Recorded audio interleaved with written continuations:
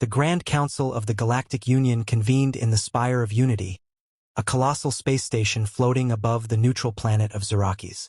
Representatives of over 100 species filled the chamber, their diverse forms ranging from towering croc-nosed warriors with 4 arms to gelatinous blobs that shimmered with iridescent light.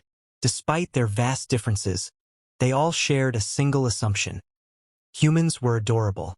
The discussion was lively as the delegates reviewed Earth's application to join the Union. Holoscreens displayed footage of humans in various scenarios, stumbling in zero gravity, startled by harmless alien wildlife, and even crying over spilled beverages. The collective assessment was unanimous. Earthlings were fragile, clumsy, and too cute to be taken seriously.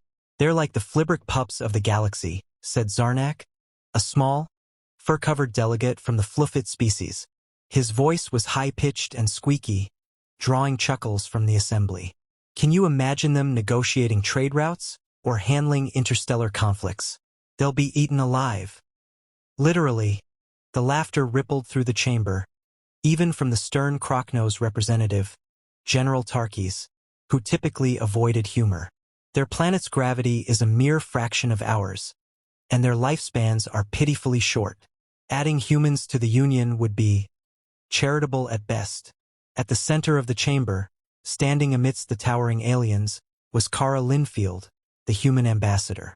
She was petite by comparison, her dark hair tied neatly back, her crisp uniform tailored to perfection.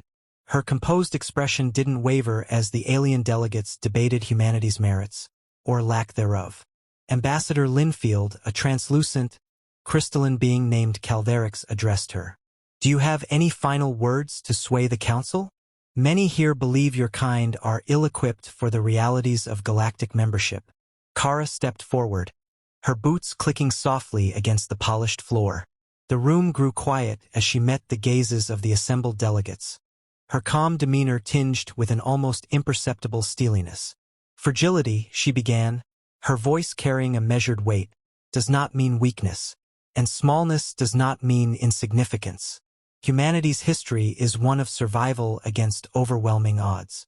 We may seem unassuming, but we are far more than what we appear."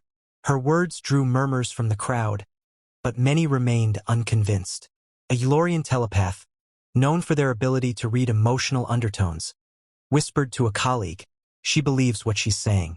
"How quaint." Kara continued, "Your analysis of us is incomplete. Yes, we may stumble in zero gravity, but give us time and we'll master it. We may cry, but that doesn't mean we break. And if you think we're easily intimidated," her lips curved into the faintest of smiles, "you haven't seen what happens when we're cornered." Before the council could respond, a deafening alarm blared through the chamber. The station's AI chimed in, its voice calm but urgent. "Warning. Hostile ships detected. Pirate fleet approaching. Evacuation protocols initiated." The room erupted into chaos. Delegates panicked, their instincts driving them to self-preservation. The Croc-Nose warriors roared orders to their guards, while the Fluffit delegation scattered, their small, furry forms darting in every direction. Kara remained rooted in place, her eyes narrowing as she accessed the holo display on her wrist. The readout confirmed the AI's warning. A fleet of heavily armed pirate vessels had breached the station's outer defenses. "Ambassador Linfield," General Tarkis barked, his massive frame looming over her. "You need to evacuate immediately. Your kind won't survive this." Instead of responding, Kara calmly scanned the room, taking stock of the chaos. She tapped her wrist display, pulling up a map of the station's layout and identifying key choke points. Then, she turned to the alien security personnel, who were frozen in uncertainty. She pointed to a pair of guards. "Lock down the western corridor and funnel the delegates toward Docking Bay C. We need to create a defensible perimeter." "Move." The guards hesitated, surprised by the authority in her voice, but quickly obeyed. Kara turned to Tarkis, who was still staring at her in disbelief. "General," she said firmly, "if your people are as strong as they claim, then I need them holding the main entry points. Or are you planning to let a fragile human outdo you?" Tarkis blinked, his pride stung. Very well, he grunted, gesturing to his warriors. You heard her. To the entry points. As the aliens scrambled to execute her orders, Kara tapped into the station's AI again, rerouting power to reinforce the shields around the docking bays. She moved with practiced efficiency, her calm under pressure standing in stark contrast to the panic around her. A Eulorian telepath, watching her with growing unease, muttered, "She's not acting like prey." Moments later, the chamber doors burst open, and the first wave of pirates stormed in, hulking, armored figures wielding plasma rifles. The alien delegates screamed and cowered, but Kara didn't flinch. Grabbing a discarded alien weapon, she took aim and fired, the plasma bolt striking a pirate squarely in the chest. The stunned silence that followed was broken only by Kara's voice, cold and steady. "Get to safety. I'll handle this." For the first time, the galaxy glimpsed the truth about humans. They weren't fragile. They weren't cute. They were survivors. And when pushed, they were something far more dangerous. The battle in the station's council chamber raged as pirates stormed in waves, their brutal efficiency designed to intimidate and overwhelm. But Ambassador Kara Linfield had turned the tide. Armed with a stolen plasma rifle and the sharp instincts born of Earth's long history of conflict, she moved with a precision that shocked her alien counterparts. General Tarkis, commanding his Kroknos warriors at the room's main entry point, paused mid-swing of his massive blade to watch Kara dispatch two pirates with calculated shots. Her movements were swift and purposeful, her commands clear and effective. "Cover the flanks," she shouted to Tarkis, her voice cutting through the chaos. "They're trying to pin us down in the center." Tarkis growled in frustration, not at her orders, but at the fact that they made sense. He gestured to his warriors, who grudgingly followed her lead. The Kroknos were known for their brute strength, but they lacked the strategic adaptability that Kara displayed with startling ease. Meanwhile, the alien delegates, cowering in pockets of cover, watched in stunned silence. The Fluffit representative, Zarnak, peeked out from behind a console. "Is this normal for humans?" he whispered to Calvarix, who shimmered nervously nearby. "I thought they were supposed to be soft," Calvarix replied, its crystalline form flickering with confusion. Kara's calm voice cut through their disbelief. "If you can't fight, get to the evacuation zones now. This station is not defensible for long." The delegates hesitated, their instinct to follow outweighing their shock. As they scrambled toward the designated docking bays, Tarkis stepped up beside Kara, his blade dripping with molten slag. "You're better at this than I expected," he admitted, his voice gruff. "But we're outnumbered. What's your plan?" Kara didn't look at him, her focus on the holomap projected from her wrist display. "The pirates' goal is to take hostages. That's why they're moving methodically. If we break their formation and create chaos, they'll lose their advantage." Tarkis grunted. "Breaking things is what Kroknos do best." "Good," Kara replied, finally glancing at him. "Then follow my lead." As more pirates stormed the chamber, Kara darted toward a structural support column, firing off precise shots that drew the attacker's attention. Tarkis and his warriors charged in from the opposite side, their war cries echoing through the room. The combined assault was devastating. The pirates faltered, their confidence shaken by the unexpected coordination between the humans and the Kroknos. In the chaos, Kara's wrist display beeped urgently. A secondary alert flashed across the screen. Explosives detected. Central reactor compromised. Her heart sank. The pirates weren't just here for hostages. They were planning to destroy the station. She turned to Tarkis, her voice sharp. "We've got a bigger problem. They've rigged the reactor." Tarkis growled. "How much time do we have?"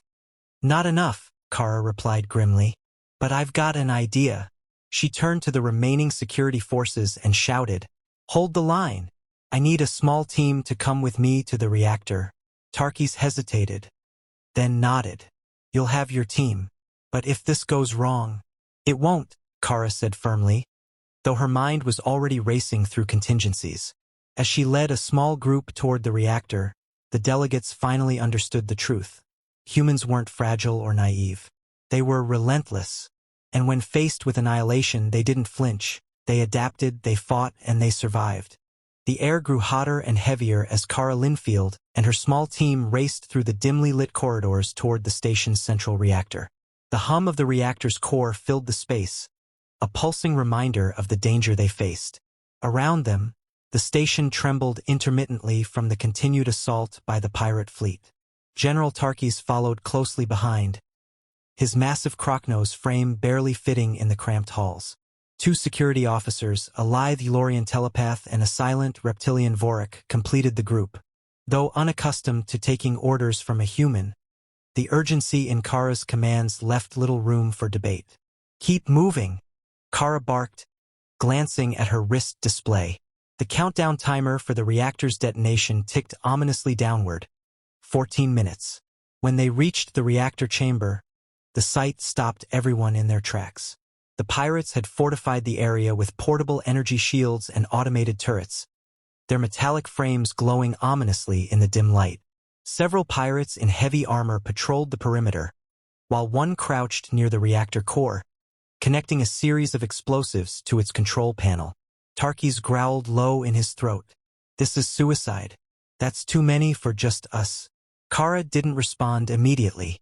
Her sharp eyes scanned the chamber, noting the patrol patterns and blind spots. "We don't need to take them all out," she said after a moment. "We just need to disrupt their operation and neutralize the explosives. Tarkis, you and Vorik create a distraction on the left flank. Draw their attention and take out those turrets." "And what will you do?" Tarkis asked, narrowing his eyes. "I'll handle the explosives," Kara said, her tone leaving no room for argument. She turned to the Elorian. "You're with me. I'll need cover when I reach the core." The Elorian hesitated, but then nodded, its shimmering form flickering in acknowledgement. Tarkis let out a deep sigh. "Fine, human. If we die, I'll make sure to remind the galaxy this was your plan."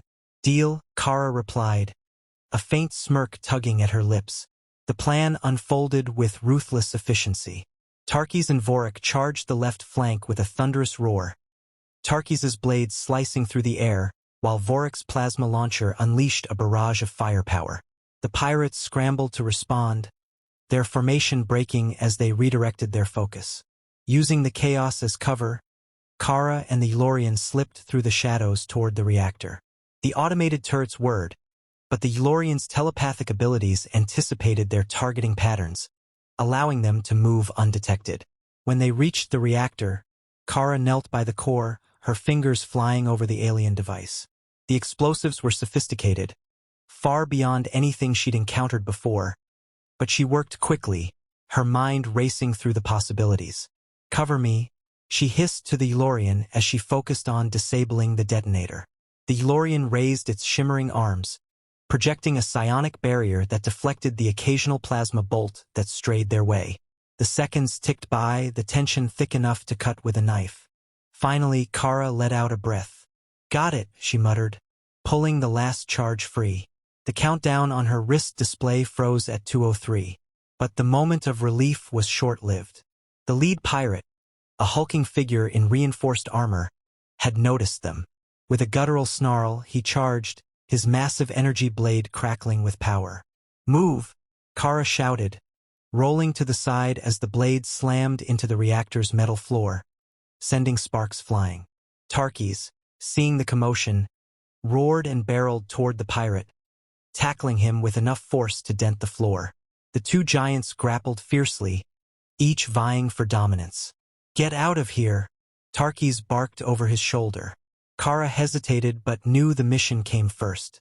"Fall back," she ordered the Elorian and Vorik.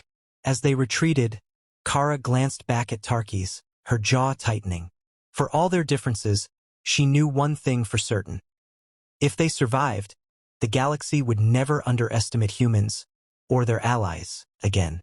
The evacuation was in full swing as Kara Linfield and her team raced back toward the docking bay. The reactor was secured, the detonator deactivated, but the station remained under siege. Pirate ships continued to pound its outer shields, and their forces on the ground showed no signs of retreat. Kara's mind raced as she pushed her exhausted body forward. Behind her, The Yulorian staggered, its shimmering form flickering erratically, a telltale sign of its depleted psionic reserves. Vorik lumbered alongside them, silent as ever, but his scorched armor revealed the toll the battle had taken. Tarkis stayed behind, the Yulorian said, its voice faint. Kara's jaw tightened. Tarkis had made the choice to face the pirate leader alone, buying them the precious seconds they needed to escape. She hated leaving anyone behind, but she had no time to mourn. The mission wasn't over. They reached the docking bay, where chaos reigned. Alien delegates pushed and shoved as they scrambled onto evacuation shuttles. The Kroknos warriors fought to maintain order, their booming voices commanding the terrified crowd to stay back. Overhead, the station's lights flickered ominously as the shields continued to weaken. Kara grabbed the nearest Kroknos lieutenant by the arm. "Where are the shuttles taking everyone?" "To the nearest outpost," he replied. "But they won't last if the pirates follow." "They will follow," Kara said grimly. She looked toward the shielded hangar doors, where a crack had begun to form. If those shields failed, the pirates could bring their ships directly into the station. The realization hit her like a thunderbolt. There was only one way to end this. Kara turned to the Yulorian. "You're getting on the next shuttle. Tell the delegates what happened here. Tell them what humans are capable of." The Yulorian blinked at her, confused. "What are you going to do?" "Ending this," Kara said, her voice firm. She turned to Vorik. "Stay with the delegates. Protect them. Make sure they survive." Without waiting for a response, she sprinted toward the station's command center. Inside, the room was eerily quiet, save for the hum of dying systems. She pulled up the station's security protocols, her hands flying over the console. A self-destruct sequence. It was a last resort built into most intergalactic facilities, and this time it would serve its purpose. As she activated the sequence, the station's voice filled the corridors. Self-destruct initiated. "Evacuate immediately." Kara keyed her communicator. "To all ships, this is Ambassador Linfield. The station is lost. I've initiated the self-destruct to take the pirates with it. Get everyone out. Now." She didn't wait for replies. With the timer set for 5 minutes, she sat back and exhaled. It wasn't an ideal plan, but it would work. Suddenly, the door burst open, and Tarkis stumbled in, his armor battered, his blade coated in pirate blood. "You're insane," he growled, limping toward her. "Glad to see you're alive," Kara said, a small smile tugging at her lips. "You could have warned me," Tarkis muttered. "Where's the fun in that?" she replied, standing. "Now let's get out of here." The two of them bolted for the final shuttle, reaching it just as the docking bay began to collapse. The doors closed behind them, and the shuttle launched into space. From the viewport, Kara watched as the station's self-destruct activated, a brilliant explosion consuming the pirate fleet and sending shockwaves rippling through space. The delegates on the shuttle stared at her in stunned silence. After a long moment, one of them, a scaly Ralaneke, spoke. "You humans? You're not what we expected." "No," Kara said, her voice steady. "We're not, and I hope you never forget it." As the shuttle joined the fleet of survivors, Kara leaned back, her exhaustion finally catching up with her. The galaxy had seen what humans were capable of. They were far from soft, far from cute, and now they were unforgettable.